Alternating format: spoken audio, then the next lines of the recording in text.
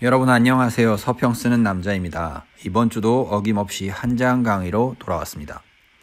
이번 주에 다룰 주제는 성경 묵상법입니다. 성경은 생각보다 묵상하기가 쉬운 책은 아닙니다.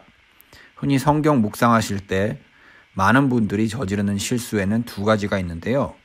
첫 번째로 스스로 하나님 앞에서 자책하는 방식으로 끝맺는 경우가 있고, 두 번째로 난 부족하니까 더 열심히 하나님을 섬겨야겠다, 혹은 더 열심히 종교활동에 매진해야겠다는 식의 결론을 내리는 경우가 있습니다.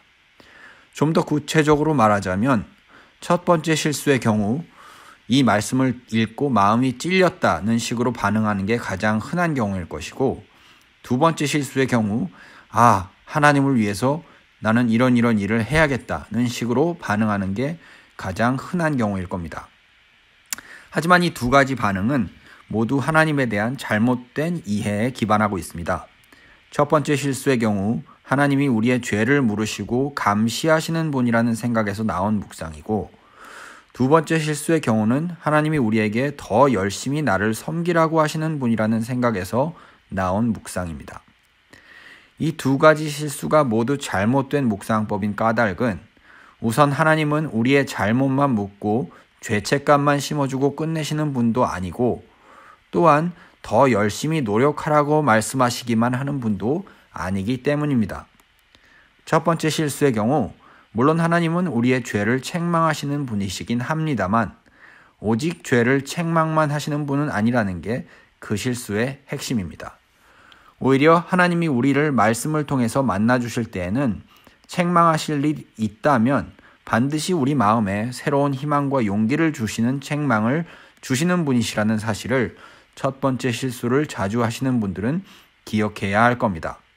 따라서 묵상을 하실 때 자꾸만 자기 스스로를 책망하는 경향이 있다면 하나님이 책망만 하고 끝내시는 분은 아니니까 그 이후에 어떤 것이 있는지를 염두에 두면서 묵상해 보시면 좋을 것 같습니다.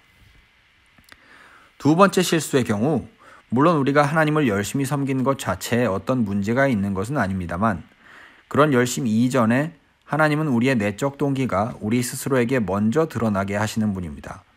하나님은 우리의 모든 내적 동기가 하나님과 이웃을 향한 사랑에서 나오도록 이끄시는 분이시기 때문에 우리가 더 열심히 하나님을 섬겨야 한다는 결론을 내리는 것 자체보다 우리가 왜 열심히 하나님을 섬겨야 한다고 생각하고 그렇게 결론 내리는지 그 이유에 대해서 더 관심이 많으신 분이시기 때문입니다. 많은 경우 우리가 열심을 내는 이유는 우리 스스로만을 위한 것일 경우가 많고, 우리는 우리가 열심을 내는 이유가 무엇인지, 그 근본에, 그 기저부에 무슨 경험이 있는지, 무슨 욕망이 있는지, 무슨 우리의 삶의 이야기가 있는지, 거기에 대한 기억이 있는지 잘 모른다는 겁니다. 따라서 성경을 묵상할 때에도 무조건 열심히 하나님을 섬겨야 한다고 결론 내리기보다는 성경이 내 안에 있는 어떤 부분을 다시 성찰하라고 촉구하는지를 살펴보는 방향으로 묵상의 방향을 바꾸는 것이 좋습니다.